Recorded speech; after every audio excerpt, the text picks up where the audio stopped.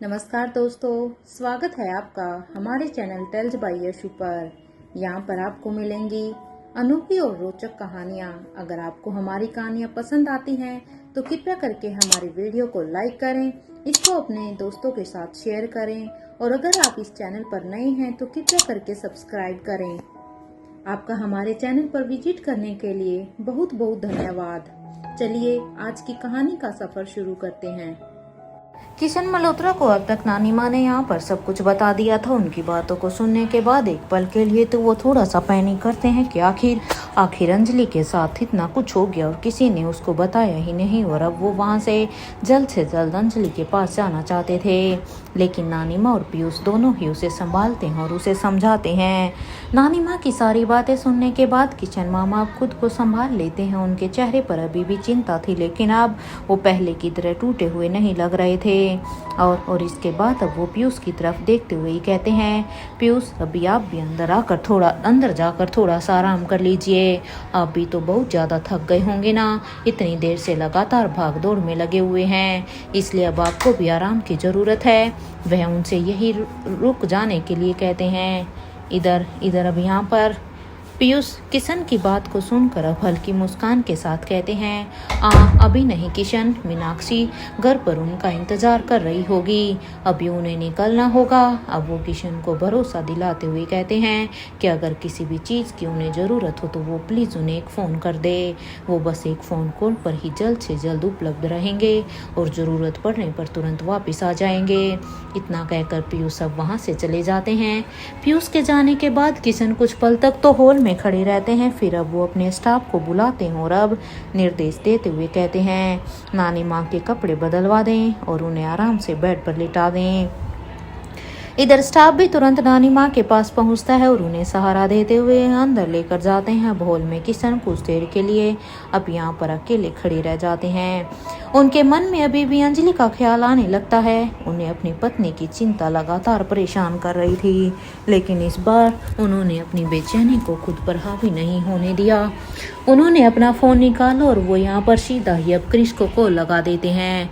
कुछ ही देर में सामने से फ़ोन उठता है और हेलो की आवाज़ आती है तो किशन मामा बिना किसी भूमिका के सीधे कहते हैं, वह 1 घंटे में ही अस्पताल पहुंच रहे हैं, क्रिस को उसके बाद वहां आ जाना होगा। कुछ पल के लिए दूसरी तरफ से कोई जवाब नहीं आता, लेकिन अब क्रिस कहता है, लेकिन पापा। किशन उसकी बात पूरी होने से पहले ही अपनी सख्त आवाज़ में कहते हैं, देखो क्रिश, मैंने जितना कह दिया ना उतना काफ़ी है। अब तुम घर आ जाना, मैं वहाँ पर आ रहा हूँ, समझे। उनकी आवाज़ में इस बार एक पिता वाली सख्ती साफ साफ नजर आ रही थी। अपने पापा की बात को सुनकर वो कुछ पल तक चुप रहता है। वो समझ जाता है कि इस समय उनके पापा से बहस करना ठीक नहीं होगा। आखिरकार दूसरी तरफ से अब धीमी आवाज़ आती है, ठीक है, और यहाँ पर अब कॉल डिस्कनेक्ट हो जाता है। किशन कुछ पल तक फ़ोन को अपने हाथ में पकड़े हुए देखते रहते हैं, फिर वो अब धीरे से अपनी नज़रें उठाते हैं। उनके चेहरे पर अब पहले जैसी घबराहट नहीं थी। अंदर से वो अभी भी अपनी पत्नी को लेकर यानी कि अंजलि को लेकर काफ़ी चिंतित थे, लेकिन उन्होंने फैसला कर लिया था कि अब वो भावनाओं में बहकर अब कुछ भी ऐसा वैसा गलत नहीं करेंगे। तो वहीं दूसरी तरफ यहाँ पर कुलदेवी के मंदिर में वहाँ पर परिस्थिति इस बार बेहद ही तनावपूर्ण हो चुकी थी। अब किंग के सामने एक तरफ डायमंड किंग खड़े थे, जबकि दूसरी तरफ राजेश्वर पीरामल यानी के सिल्वर किंग खड़े थे। डायमंड किंग कुछ दूरी पर खड़े होकर दोनों को ही देख रहे थे। उनके चेहरे पर जैसे इस पूरे टकराव को देखने की उत्सुकता थी। एक तरफ सिल्वर किंग धीरे धीरे अब अपनी फाइटिंग पोजीशन में आ जाते हैं। उनके शरीर का हर हिस्सा अगले हमले के लिए तैयार था। उनकी नजरें सीधे ही किंग पर टिकी हुई थी। इधर सिल्वर किंग को इस तरह से फाइटिंग पोजीशन में देखकर अब किंग हल्की हैरानी के साथ उनके तरफ देखते हैं और कहते हैं, आर यू श्योर, आप मेरे साथ फाइट करना चाहते हैं। किंग की आवाज में यहाँ पर आत्मविश्वास था। उसे पता था कि सामने खड़ा व्यक्ति कोई सामान्य प्रतिद्वंदी नहीं है। सिल्वर किंग बिना किसी झिझक के जवाब देते हैं, हाँ बिल्कुल, उन्हें किंग के साथ फाइट करनी है। इतना कहते ही सिल्वर किंग अब अचानक से अपने पैरों पर जोर देते हैं और अगले ही पल हवा में उछलते हुए सीधे ही किंग की तरफ बढ़ जाते हैं। उनकी गति इतनी तेज थी कि कुछ पल के लिए ऐसा लगा जैसे वो जमीन को छुए बिना ही किंग तक पहुंच जाएंगे। किंग यानी कि रोहित भी अभी हमले को आता हुआ देख लेते हैं। सिल्वर किंग का वार सीधे ही रोहित की तरफ आता है, लेकिन रोहित बिल्कुल सही समय पर अपना बचाव कर लेते हैं। दोनों के बीच में एक जोरदार टक्कर होती है। सिल्वर किंग के हमले को रोकने के बाद रोहित अब तुरंत पीछे हटते हैं और अपनी स्थिति संभाल लेते हैं। तो वहीं दूसरी तरफ डायमंड किंग कुछ दूरी पर जाकर बैठ जाते हैं। वह इस पूरी लड़ाई को देखने लगते हैं जैसे उनके सामने कोई मनोरंजक मुकाबला चल रहा हो। उसके चेहरे पर किसी तरह की भी जल्दबाजी नहीं थी। वह बस दोनों की हर चाल को बड़े ही ध्यान से देख रहे थे। अब रोहित और सिल्वर किंग के बीच की लड़ाई लगातार और भी ज़्यादा तेज होती जा रही थी। एक तरफ सिल्वर किंग लगातार अलग अलग दिशाओं से हमला कर रहे थे, तो दूसरी तरफ रोहित हर हमले को समझते हुए उसका जवाब दे रहे थे। कभी दोनों आमने सामने आते हैं तो अगले ही पल एक दूसरे से दूरी बना लेते हैं। कभी उनकी चाल इतनी तेज होती है कि वहां मौजूद लोगों को केवल उनकी हलचल दिखाई देती है, तो कुछ ही समय में यहाँ पर मंदिर का पूरा माहौल उनकी लड़ाई से अब गूंजने लगता है। रोहित एक हमले से बचते हुए अब यहाँ पर सिल्वर किंग के सामने से निकलते हैं, लेकिन सिल्वर किंग भी तुरंत अपनी दिशा अब इस पर बदल लेते हैं। अगले ही पल सिल्वर किंग रोहित के बेहद करीब पहुंच जाते हैं। रोहित इस संभल पाता उससे पहले ही इस बार सिल्वर किंग अपने पैर से रोहित के पेट पे एक जोरदार वार कर देते हैं। ये वार इतना शक्तिशाली था कि रोहित का शरीर पीछे की तरफ उछल जाता है। वो कुछ दूरी पर जाकर अब जमीन पर गिरते हैं। कुछ पल के लिए ऐसा लगता है जैसे सिल्वर किंग ने बाजी पलट दी हो। इधर डायमंड किंग की नज़र भी अब बस उसी तरफ ही टिक जाती है, लेकिन रोहित को गिरने के बाद ज़्यादा समय तक जमीन पर रहना जैसे मंजूर ही नहीं था। वो अगले ही क्षण अपने हाथों का सहारा लेते हुए तेजी से उठते हैं। फ्रैक्शन ऑफ सेकंड में ही रोहित दोबारा अपनी जगह पर फाइट के लिए खड़े हो जाते हैं। उनकी नज़र अब पूरी तरह से बस सिल्वर किंग पर ही थी। चेहरे पर ना तो कोई दर्द था और ना ही घबराहट थी, बल्कि उनकी आंखों में पहले से भी ज़्यादा दृढ़ता दिखाई दे रही थी। अगले ही पल रोहित अपने पैरों पर जोर देते हैं और हवा में उछल जाते हैं और सीधा ही सिल्वर किंग की तरफ बढ़ जाते हैं। इधर सिल्वर किंग भी अब अपनी चाल के लिए तैयार हो ही रहे थे कि तभी रोहित ने बिजली जैसी गति से आकर उनके बिल्कुल पास पहुंच जाते हैं। और फिर रोहित अब सिल्वर किंग के चेहरे की तरफ पूरी ताकत से एक जोरदार पंच मार देते हैं। रोहित का ये पंच सीधे ही राजेश्वर पीरामल के चेहरे पर जाकर लगता है। उनका वार इतना सटीक था कि सबसे पहले राजेश्वर के चेहरे पर जो एक सिल्वर मास्क लगा हुआ था वो अचानक से नीचे गिर जाता है। मास्क के नीचे छिपा चेहरा पूरी तरह से रोहित के सामने था। रोहित उस चेहरे को देखकर कुछ पल तक तो उसे बड़े ही ध्यान से देखते रहते हैं, जैसे वो पहले से भी इस बात को लेकर निश्चित थे कि मास्क के पीछे कौन छिपा है। रोहित के चेहरे पर अब उस चेहरे को देखकर एक हल्की सी मुस्कान आती है और वो अब कहते हैं, एक्सपेक्टेड था आपका यही चेहरा। वैसे 7 साल पहले आप चैंपियनशिप अरीना में क्या करने गए थे? क्या बाकी सभी की तरह आप भी वहाँ पर ब्रह्मपुत्र एकेडमी की दीदी को ढूंढने के लिए गए थे? रोहित का ये सवाल सुनते ही तो राजेश्वर के चेहरे के भाव थोड़े से अब गंभीर हो जाते हैं, क्योंकि उसके चेहरे का पर्दाफाश अब हो चुका था। लेकिन अब वो अपने अतीत से जुड़े किसी भी सवाल का जवाब देने के लिए तैयार नहीं थे। राजेश्वर सीधे ही रोहित की तरफ देखते हुए कहते हैं, वह रोहित के किसी भी सवाल का जवाब देना जरूरी नहीं समझते। और इतना कहते हुए ही वो एक बार फिर से अपनी फाइटिंग पोजीशन ले लेते हैं। इस बार रोहित भी बिना कुछ कहे अपनी स्थिति संभाल लेते हैं। अगले ही पल दोनों एक बार फिर एक दूसरे की तरफ बढ़ते हैं। इधर मंदिर के भीतर फिर से जोरदार संघर्ष शुरू हो जाता है। कभी रोहित सिल्वर किंग पर भारी पड़ते हुए दिखाई देते हैं, तो अगले ही पल राजेश्वर अपनी चाल बदलकर रोहित को पीछे हटने पर मजबूर कर देते हैं। दोनों की गति इतनी तेज थी कि उनके बीच होने वाले हर वार को समझना आसान नहीं था। रोहित अब एक वार करते हैं तो राजेश्वर उसे रोक लेते हैं। राजेश्वर पलटकर हमला करते हैं तो रोहित अब तुरंत बचाव करते हुए दूसरी दिशा में निकल जाते हैं। कुछ ही पलों में दोनों के बीच की लड़ाई और भी ज्यादा खतरनाक होती चली जाती है। तो वहीं दूसरी तरफ डायमंड किंग अब तक बैठे हुए इस मुकाबले को ही देख रहे थे, लेकिन जब उन्होंने महसूस किया कि रोहित और राजेश्वर के बीच की लड़ाई अब अपनी सीमा पार करती जा रही है, तो वो अब धीरे धीरे अब अपनी जगह पर खड़े हो जाते हैं। वो दोनों की तरफ देखते हैं और फिर पीछे मुड़ जाते हैं। उनकी नज़र अब उस विशाल बरगद के पेड़ पर जाती हैं। पेड़ की लताएं अब भी लगातार हिल रही थी और उसके भीतर फंसे लोगों की स्थिति लगातार बिगड़ती जा रही थी। डायमंड किंग अब पेड़ के पास पहुंचते हैं। वो कुछ पल तक पेड़ की तरफ देखते रहते हैं और फिर अब ऊंची आवाज में कहते हैं, किंग, अगर आपको अपने लोगों की चिंता है तो अभी अपनी वार रोक दीजिए। अब उनकी ये आवाज़ सुनकर रोहित की नज़र तुरंत उनकी तरफ चली जाती है। डायमंड किंग अब आगे कहते हैं, वरना इसके बाद आने वाले कुछ ही पलों में आपके सामने लाशों का ढेर होगा। डायमंड किंग की ये बात सुनते ही रोहित की चाल एक पल के लिए रुक जाती है। अब तक वो पूरी तरह राजेश्वर के साथ लड़ाई में उलझे हुए थे, लेकिन डायमंड किंग के शब्दों ने उन्हें अचानक उस विशाल बरगद की तरफ सोचने पर मजबूर कर दिया था। रोहित की नज़र फिर से उस पेड़ की तरफ जाती है। उनके चेहरे पर पहली बार अपने साथियों को लेकर चिंता साफ साफ दिखाई देती है। वो समझ जाते हैं कि डायमंड किंग केवल उन्हें डराने की कोशिश कर रहा था। अगर वह इस तरह लड़ाई जारी रखते हैं तो पेड़ के अंदर फंसे उनके लोगों की जान सच में खतरे में पड़ सकती है।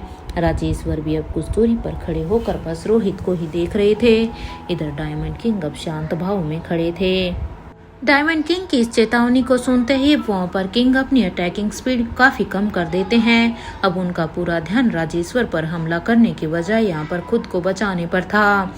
वह सिल्वर किंग के लगातार आते वारों को रोक रहे थे और वह हर बार पीछे हटकर अपना बचाव कर रहे थे। तो वहीं दूसरी तरफ सिल्वर किंग ने अपनी गति को और भी बढ़ा दिया था। जैसे उन्होंने महसूस हुआ कि किंग अब उसके साथ फाइट नहीं कर रहे हैं तो वो और भी स्पीड के साथ उसके ऊपर हमला करने लगते हैं। उन्हें जैसे ही महसूस हुआ कि रोहित अब पहले की तरह अब हमला नहीं कर पा रहा तो इस चीज का वो फायदा उठाना शुरू कर देते हैं। एक के बाद एक तेज वार रोहित की तरफ अब आने लगे। रोहित हर वार को रोकते हुए लगातार पीछे हट रहे थे। उनके चेहरे पर गंभीरता थी। वो जानते थे कि उनके साथ ही उस विशाल बरगद के अंदर फंसे हुए हैं और किसी भी कीमत पर उन्हें खतरे में वो नहीं डाल सकते थे। अब ये लड़ाई केवल ताकत की नहीं थी, रोहित को लड़ाई भी संभालनी थी और अपने लोगों की जान भी बचानी थी। एक तरफ जहाँ पर ये सब कुछ हो रहा था तो दूसरी तरफ पेरिस में राजमहल में, वहीं दूसरी तरफ राजमहल में बड़ी रानी अपने कमरे में बैठी हुई थी। उनके मन में कई सारी बातें चल रही थी। वो अपनी ही सोच में खोई हुई थी और कमरे में फैली खामोशी को महसूस कर रही थी। तभी अचानक उनके कमरे के दरवाजे पर अब दस्तक होती है। कोई उनके दरवाजे को यहाँ पर खटखटाने लगता है। दरवाजे की आवाज़ को सुनते ही बड़ी रानी अब अपनी सोच से बाहर आती है और अब वो दरवाजे की तरफ यहाँ पर जाकर दरवाजे को खोल देती है। दरवाज़ा खोलने से पहले वो कहती है कौन है, लेकिन उन्हें इसका कोई भी जवाब नहीं आता। लेकिन जैसे ही फिर वो दरवाजे को खोलती है तो सामने उनके भाई महेंद्र पीरामल खड़े थे। महेंद्र अंदर आने से पहले ही पूछते हैं, दीदी आपने राजमाता को कहीं देखा है क्या? तो वो कहते हैं कि जब से वो यहाँ पर आए हैं तब से उन्हें राजमाता कहीं भी दिखाई ही नहीं दी है। उन्होंने महल में उन्हें ढूंढने की कोशिश भी की है, लेकिन पता नहीं क्यों उनका कहीं भी पता नहीं चला। तो वहीं यहाँ पर बड़ी रानी महेंद्र की बात को सुनकर शांत भाव में कहती है, राजमाता को कोई जरूरी काम याद आ गया था, इसलिए वो यहाँ से चली गई। उनकी बात सुनकर अब यहाँ पर महेंद्र कुछ पल के लिए तो शांत खड़े रहते हैं। तो इधर अब बड़ी रानी आगे कहती है, जाने से पहले राजमाता ने सबको ढेर सारी ब्लेसिंग्स दी है और उन्हें भी अपना आशीर्वाद देकर गई हैं। अब महेंद्र कुछ पल तक चुप रहते हैं। फिर उनके मन में एक और सवाल आता है और अब वो बड़ी रानी से पूछते हैं, वैसे दीदी राजमाता सिर्फ काले कपड़े ही क्यों पहनती हैं? क्या आपको इसका कारण पता है या फिर आप भी उनकी तरह इस बात से अनजान हैं? महेंद्र की बात सुनकर बड़ी रानी अब उसे ध्यान से देखने लगती है। फिर वो शांत लेकिन थोड़े सख्त अंदाज में कहती है, राजमाता को किस रंग के कपड़े पहनने हैं ये फैसला तो वही करेंगी ना महेंद्र। अब उनकी बात को सुनकर महेंद्र कहता है, इस बात को लेकर इतना क्यों सोच रहा हूँ, अगर उसे कोई काम है तो सीधे बताए। इसके बाद अब बड़ी रानी अचानक से पूछती है, और एक बात महेंद्र, आलिशा कहाँ है? क्या वह यहाँ नहीं आएगी? अब महेंद्र कुछ पल के लिए चुप हो जाता है, फिर वो बड़ी रानी की तरफ देखते हुए ही कहता है, क्या क्या फर्क पड़ता है दीदी आपको आलिशा से? हाँ, आलिशा जिए या मरे, क्योंकि महेंद्र को ये बिल्कुल भी बर्दाश्त नहीं था कि उनकी दीदी अपनी किसी गलत फहमी की वजह से वो आलिशा से इस तरह से अपने रिश्ते खराब कर लें कि आलिशा को यहाँ राजमहल छोड़कर जाना पड़े। इधर महेंद्र के मुंह से ये बात निकलते ही कमरे का माहौल अचानक से बदल जाता है। बड़ी रानी की नजरें तुरंत महेंद्र पर टिक जाती हैं। उनके चेहरे पर अब ये बात सुनकर गुस्सा साफ साफ दिखाई देने लगता है और वो अब सख्त आवाज में कहती है, महेंद्र। बस इतना सुनते ही महेंद्र समझ जाते हैं कि उनसे कहने में कोई गलती हो गई है। वो अब बिना एक शब्द को बोले तुरंत वहां से भाग जाते हैं। इधर कमरे से बाहर निकलने के बाद भी उनके चेहरे पर घबराहट थी। वो तेजी से आगे बढ़ते हुए मन ही मन सोचने लगते हैं, चलो इतना तो समझ में आ रहा है कि उन सभी ने मिलकर जो प्लान बनाया था वह अब सही रास्ते पर जा रहा है। बस अब वो यही प्रार्थना कर रहे थे कि सब कुछ ठीक रहे और सभी लोग अनिका को लेकर वापिस आ जाएं। लेकिन इसी चिंता के साथ उसके मन में एक और सवाल उठ रहा था, करण गुलेरिया और धनंजय भाई ठीक तो होंगे ना? क्योंकि वो दोनों पहले ही ठीक नहीं थे, वो हॉस्पिटलाइज थे, लेकिन इसके बाद भी वो दोनों अनिका के लिए वहां से निकल गए। महेंद्र को उन दोनों की काफ़ी चिंता हो रही थी। उसे अच्छी तरह से पता था कि अभी वो शारीरिक रूप से ठीक नहीं थे। वो जानते थे इस समय जो भी कुछ हो रहा था उसमें हर तरफ खतरा था। कौन कहाँ फंसा है, किसकी स्थिति कैसी है, यह किसी को ठीक से पता नहीं था। महेंद्र चलते चलते बार बार यही सोच रहे थे कि कासू ने एक बार यह खबर मिल जाए कि करण और धनंजय दोनों सुरक्षित हैं। वो बाहर से जितना सामान्य दिखने की कोशिश कर रहे थे, अंदर से महेंद्र यहाँ रहकर उतने ही परेशान थे। तो इधर लंदन से दूर उस विशाल बरगद के पेड़ के पास, वहां दूसरी तरफ उस बरगद के पास स्थिति अभी भी तनावपूर्ण बनी हुई थी। पेड़ से दूर जा गिरने के बाद वे तीनों ही लोग अभी धीरे धीरे खुद को संभालते हैं। कुछ पल तक वे अपनी सांसों को सामान्य करने की कोशिश करते हैं, फिर एक दूसरे की तरफ देखते हुए दोबारा अपनी स्थिति संभाल लेते हैं।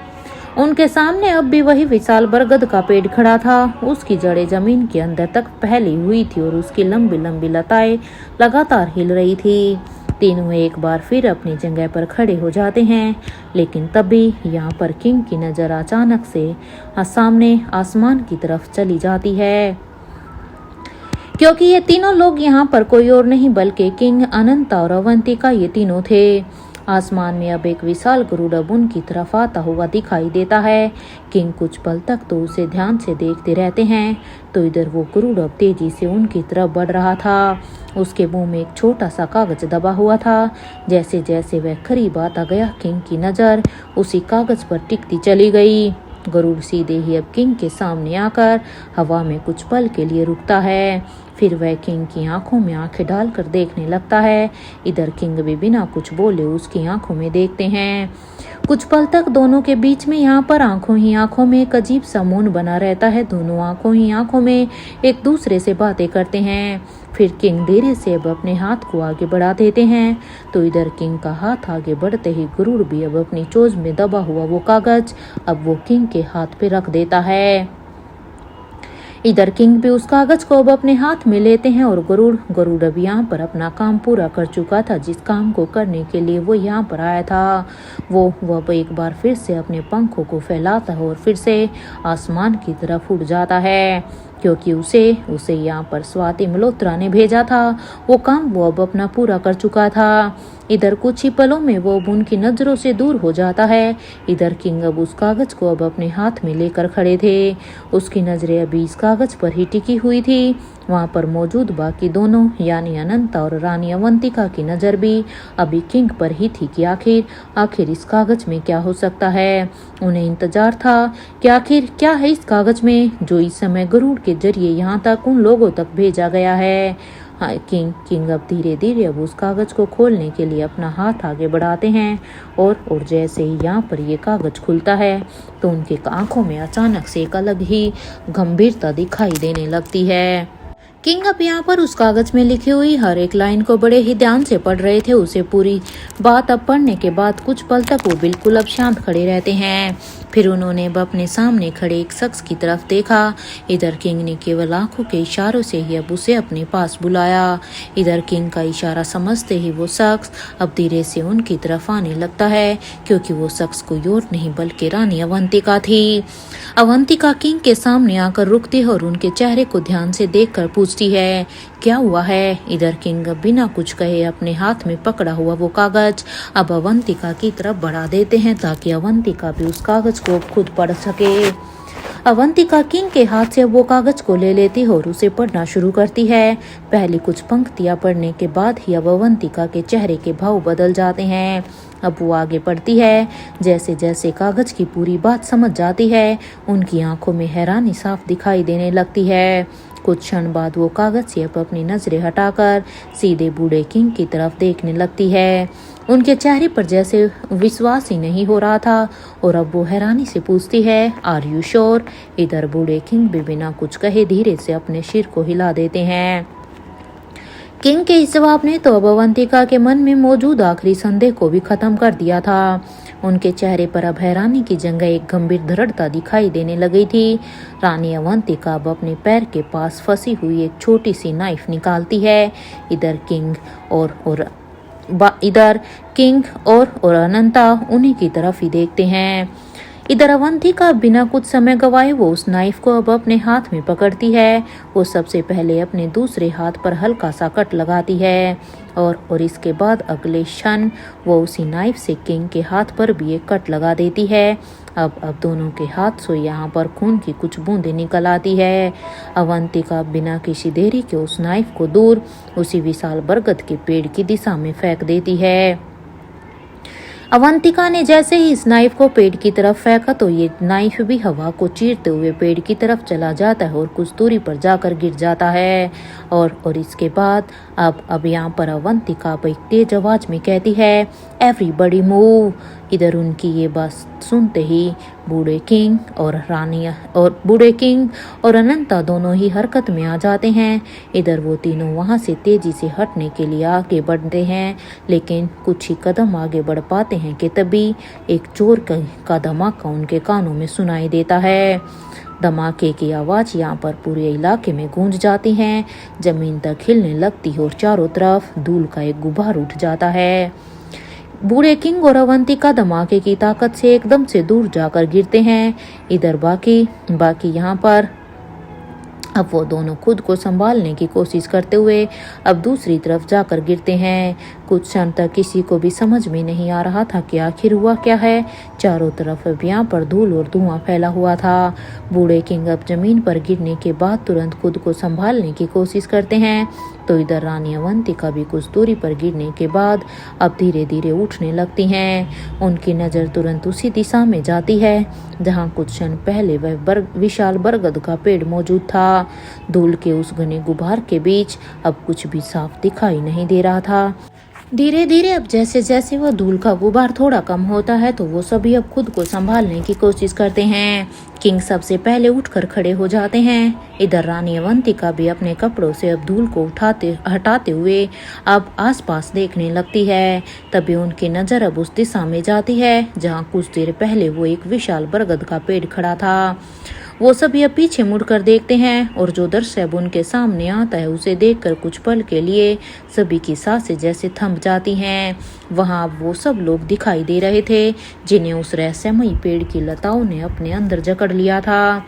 वे सभी अभी अपनी अपनी कुर्सियों से बंधे हुए थे और उनकी हालत बेहद ही खराब दिखाई दे रही थी। उनके चेहरे पर थकान और परेशानी साफ साफ नजर आ रही थी। कमरे में फैली गैस और का असर भी अब तक पूरी तरह से खत्म नहीं हुआ था। उन्हें देखकर ऐसा लग रहा था जैसे उन्होंने पिछले कुछ समय में बहुत कुछ सहा हो। इधर अवंतिका अब तुरंत उनकी तरफ बढ़ जाती है। अब वह खुद को संभालते हुए एक एक करके उन सभी को कुर्सियों से आजाद करवाने लगती है। लताओं और बंधनों को हटाने में उन्हें काफी सावधानी बरतनी पड़ती है, लेकिन वो बिना रुके ही अब वो यहाँ पर अपने काम को करती रहती है। तो वहीं बूढ़े किंग की नजर भी जैसे ही वहाँ पर मौजूद लोगों में से राजीव पर पड़ती है, तो राजीव के अंदर दबा हुआ पुराना डर अब एक बार फिर से बाहर आ जाता है, क्योंकि राजीव ने भी किंग को अपने सामने देखा था। किंग की आंखों को देखते ही राजीव के चेहरे पर घबराहट अब साफ साफ दिखाई देने लगती हैं। बरसों पहले जो किंग ने राजीव के साथ किया था, वो एक बार मंजर उसकी आंखों के सामने फिर से आ जाता है। ऐसा लग रहा था जैसे उन आंखों को देखते ही उसके अतीत की कोई बेहद डरावनी याद उसके सामने वापस आ गई थी। तो वहीं रानी अवंतिका अनिका के पास पहुंचती है। वो सबसे पहले अनिका को ध्यान से चेक करती है। इधर अवंतिका जैसे ही अनिका को छूती है तो अनिका उस पर्स को तुरंत पहचान जाती है। भले ही उसकी आंखें पूरी तरह खुली नहीं थी और वो बेहद कमजोर अवस्था में थी, लेकिन उस पर्स में छिपी पहचान को वो अब समझ चुकी थी। कुछ पल के लिए भी यहाँ पर अनिका की आंखें खुलती है तो वो यहाँ पर रानी अवंतिका की मौजूदगी को महसूस करती है, लेकिन उसका शरीर अब उसका साथ नहीं दे रहा था और कुछ ही देर में अब अनिका यहाँ पर पूरी तरह से बेहोश हो जाती है। अनिका के बाद अब धीरे धीरे बाकी लोग भी अब एक एक करके अपनी चेतना खोने लगते हैं, क्योंकि यहाँ पर उस गैस का इन सब के शरीर पर बुरी तरह से प्रभाव हुआ था। किसी की आंखें बंद हो जाती है तो कोई वही कमजोर होकर गिर पड़ता है। इधर रानी अवंतिका उन सब की हालत को देखकर तुरंत समझ जाती है कि इस समय सबसे जरूरी है सभी को यहाँ सुरक्षित जगह पर पहुंचाया जाए। तो इधर बूढ़े किंग अब वहाँ पर चारों तरफ अब अपनी नजरों को दौड़ाने लगते हैं कि तभी उनकी नज़र थोड़ी सी दूरी पर जाती है। उन्हें वहाँ पर अब एक औरत दिखाई देती है। वो तेजी से ये औरत अब वहाँ से भाग रही थी। किंग की नज़र जब उस औरत पर टिक जाती है, एक पल के लिए तो उनके मन में उसे पकड़ने का विचार आता है कि ये औरत कौन है, वो उसे पकड़ ले।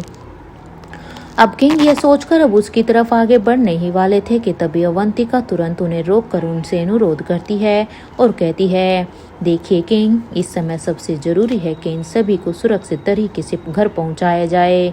इन सभी की हालत ठीक नहीं है। उस औरत का पीछा बाद में भी किया जा सकता है, लेकिन अभी इन लोगों की हालत ऐसी है कि उन्हें एक पल भी यहाँ छोड़ना ठीक नहीं होगा। इधर बूढ़े किंग कुछ पल तक उस भागती हुई औरत की दिशा में ही देखते रहते हैं, क्योंकि इन सब लोगों की हालत को देखकर किंग अब उसे पकड़ नहीं सकते थे। फिर उनकी नज़र वापस अब इन सभी लोगों के ऊपर जाती है, यानी आलिशा, निखिल, भूमिका, राजीव, करण, धनंजय, जिन्हें अभी उस पेड़ से आज़ाद करवाया गया था। अवंतिका की बातों में उन्हें सच्चाई दिखती है। आखिरकार किंग भी अब उनकी बात से सहमत हो जाते हैं। वो उस औरत का पीछा करने का विचार छोड़ देते हैं। फिर किंग अब अपने हाथ में पहनी हुई घड़ी की तरफ देखते हैं। वह घड़ी पर एक खास जगह एक बटन दबाते हैं। कुछ ही पलों में दूर आसमान से वो बटन दबते ही कुछ हेलीकॉप्टर की आवाज़ अब सुनाई देने लगती है। आवाज़ लगातार तेज होती जाती है और कुछ ही क्षण में आसमान में अब एक के बाद एक कई चौपर दिखाई देने लगते हैं। वो तेजी से उस स्थान की तरफ बढ़ रहे थे। अब उन सभी को वहां से सुरक्षित निकालने की तैयारी शुरू हो चुकी थी। तो इधर दूसरी तरफ भारत में वाराणसी के उस कुलदेवी के मंदिर में, उधर कुलदेवी के मंदिर में हालत अभी भी बेहद ही तनावपूर्ण थी। किंग को वार करता हुआ न देखकर राजेश्वर पीरामल लगातार एक के बाद एक अब रोहित के ऊपर हमला कर रहे थे। उनके हर वार में पहले से ज्यादा ताकत और तेजी थी, लेकिन रोहित इस समय केवल अपना बचाव कर रहे थे। अब तक रोहित ने एक बार भी राजेश्वर के ऊपर सीधा हमला नहीं किया था। वो सिर्फ उनकी हर चाल को पढ़ रहे थे और उसी के अनुसार खुद को बचा भी रहे थे। राजेश्वर ने अपनी स्पीड अब और भी बढ़ा दी थी, लेकिन रोहित भी उनकी उसी गति के साथ अपनी गति को पूरी तरह से मैच कर रहे थे। दोनों के बीच में इतनी तेजी से वार और बचाव हो रहा था कि कुछ ही पलों में मंदिर का पूरा वातावरण उनकी लड़ाई की आवाजों में गूंजने लगा। राजेश्वर पीरामल अब अचानक एक और तेज वार करने के लिए आगे बढ़ते हैं, तो इधर रोहित उसका बचाव करते हुए ही पीछे की तरफ हटते हैं। लेकिन तभी दोनों के ही कानों में अचानक किसी के करहाने की आवाज आती है। ये आवाज सुनते ही तो दोनों एक साथ वहीं पर ही रुक जाते हैं। इधर उनकी नजर तुरंत उस दिशा में जाती है जहां से अब वो आवाज आई थी। और सामने का दृश्य देखते ही रोहित की आंखें एकदम से ही बदल जाती हैं, क्योंकि ये आह किसी और की नहीं बल्कि डायमंड किंग की थी। डायमंड किंग यहाँ पर जमीन पर गिरे हुए थे। कुछ ही देर पहले तक जो व्यक्ति पूरी स्थिति को नियंत्रित कर रहा था वह अब जमीन पर पड़ा हुआ था। उसकी हालत देखकर साफ लग रहा था कि उसे बेहद ही शक्तिशाली हमले का सामना करना पड़ा था। रोहित एक पल के लिए डायमंड किंग की तरफ देखते हैं और उसी क्षण उनका ध्यान अब राजेश्वर पीरामल से हट जाता है। राजेश्वर को भी शायद यही उम्मीद नहीं थी। रोहित अचानक अब अपनी पूरी ताकत के साथ अब आगे बढ़ते हैं और एक जोर का पंच अब राजेश्वर पीरामल के चेहरे पर मार देते हैं, क्योंकि अब रोहित ने देख लिया था कि डायमंड किंग तो खुद यहाँ पर तड़प रहा है। इधर पंच लगते ही राजेश्वर का शरीर भी अब पीछे की तरफ उछल जाता है और वो कुछ दूरी पर जाकर गिर जाते हैं। तो इधर रोहित तो तुरंत पीछे मुड़ता है, लेकिन अगले ही पल उसकी नजर एक ऐसे शख्स पर पड़ती है जिसे देखकर वो कुछ सेकंड के लिए बिल्कुल सिथर रह जाते हैं। उनके सामने एक व्यक्ति खड़ा था। उसका पूरा चेहरा ढका हुआ था। कपड़ों और चेहरे के कारण उसकी पहचान करना आसान नहीं था, लेकिन उसके हाथ में मौजूद रिवॉल्वर साफ साफ दिखाई दे रही थी। रोहित की नज़र पहले उस रिवॉल्वर पर जाती है और फिर जमीन पर पड़े डायमंड किंग पर जाती है। अब उन्हें समझने में देर नहीं लगती कि डायमंड किंग की ये हालत इसी शख्स ने ही की थी, लेकिन अगले ही पल रोहित की नज़र उस शख्स के शरीर के ढांचे पर टिक जाती है। उसके खड़ी होने की मुद्रा, उसके शरीर का आकार, उसके हाथों के पकड़ने का तरीका, इन सब को देखते ही रोहित के मन में अचानक से एक पहचान कौंधती है। वह उस शरीर को पहचानते थे और बहुत ही अच्छी तरीके से। रोहित की आंखों में अचानक भावनाओं का तूफान उठता है। उन्हें विश्वास करना मुश्किल हो रहा था, क्योंकि वो कोई और नहीं बल्कि वो उनकी स्वाति माँ थी। स्वाति भी अब तक वहां पहुंच चुकी थी, क्योंकि स्वाति मल्होत्रा ने सिचुएशन को कंट्रोल करने के लिए एक तरफ जहां पर अपने गुरुड़ को उधर बूढ़े किंग की हेल्प के लिए भेज दिया था, तो इधर यहाँ पर, क्योंकि यहाँ पर भी उस विशाल का बरगद के पेड़ का हमला हो चुका था, इसलिए सिचुएशन को संभालने के लिए स्वाति यहाँ पर पहुंच चुकी थी। उनके चेहरे पर अब भी कपड़ा था। उनकी पहचान पूरी तरह से छिपी हुई थी। कोई भी उन्हें देखकर नहीं बता सकता था कि आखिर वो कौन है, लेकिन रोहित ने उसे पहचान लिया था। कुछ पल के लिए रोहित सिर्फ उन्हें देखते रहते हैं। इधर स्वाति की नज़र जब सीधे राजेश्वर पर पड़ती है, वो बिना झिझक के अपने रिवॉल्वर उठाती है। उनका निशान अब सीधे ही राजेश्वर के ऊपर टिक जाता है। इधर राजेश्वर भी अभी जमीन से खुद को संभाल ही रहे थे कि तभी स्वाति की उंगली ट्रिगर कर जाती है और इधर स्वाति की